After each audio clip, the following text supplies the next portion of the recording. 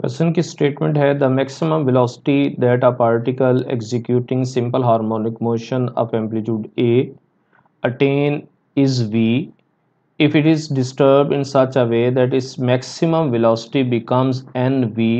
Find the change in amplitude and the time period of motion. तो पहले हम amplitude में जो चेंज है उसको डिस्कस करते हैं। जो चीज़ हमें गिवन है वो ये है कि मैक्सिमम वेलोसिटी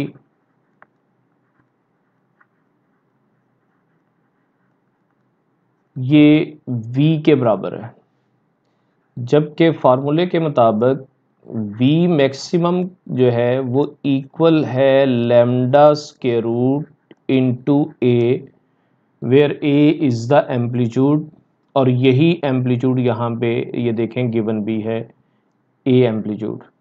इन दोनों को अगर आप कंपेयर करें तो v की वैल्यू बनेगी lambda square root into a, इसे आप इक्वेशन नंबर 1 कह लें।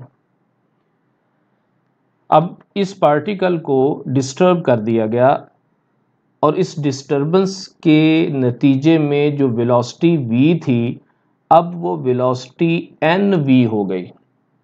जब वेलोसिटी चेंज होगी, आपने उसको डिस्टर्ब कर दिया सिंपल हार्मोनिक मोशन को, तो लाजमी उसका एम्पलीट्यूड भी चेंज होगा।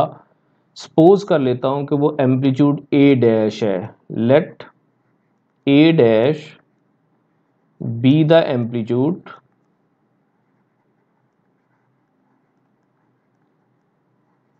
after disturbance।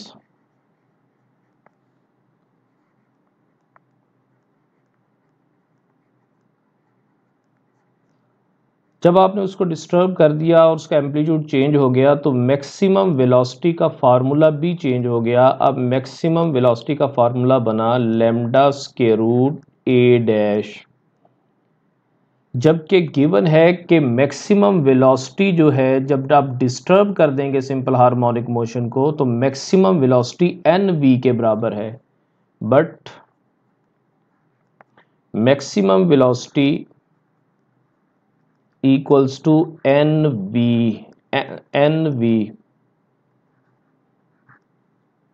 This implies nv equals to lambda square root a dash. Equation 1 में v की वैल्यू गिवन है लैम्डा स्क्वायर रूट a, ये इक्वेशन नंबर 2 में पुट कर दें। फ्रॉम 1 इक्वेशन 1 से v की वैल्यू पुट करें। n equals to n into lambda square root a equals to lambda square root a dash. Lambda से lambda cut गया, n a equals to a dash implies that a dash minus n a equals to 0। ये equation number 2 कह लें। हमने change in amplitude calculate करना है।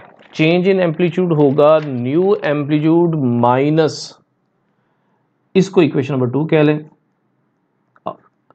Change in amplitude equal होगा new amplitude minus original amplitude. Change in amplitude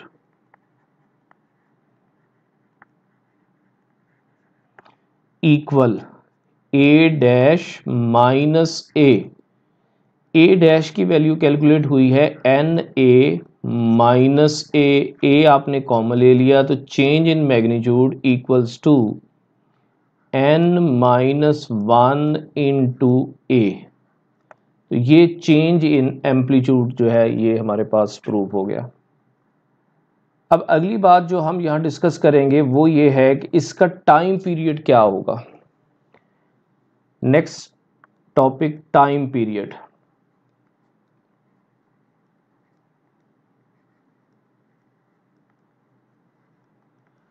time period में हमें पता है कि t equals to 2 pi over lambda square root है। इसमें आप देखें कि जो टाइम पीरियड है वो सिर्फ और सिर्फ लैम्डा पे यानी कांस्टेंट ऑफ प्रोपोर्शनैलिटी पे डिपेंड कर रहा है और कोई वैल्यू यहाँ मौजूद नहीं है।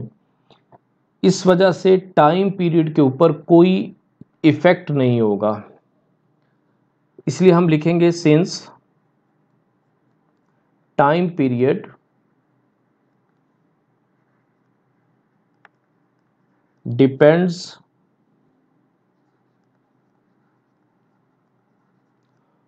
only on constant of proportionality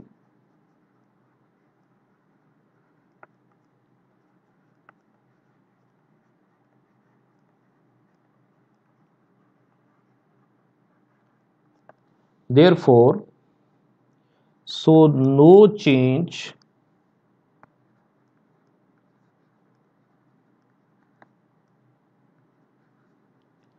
in time period।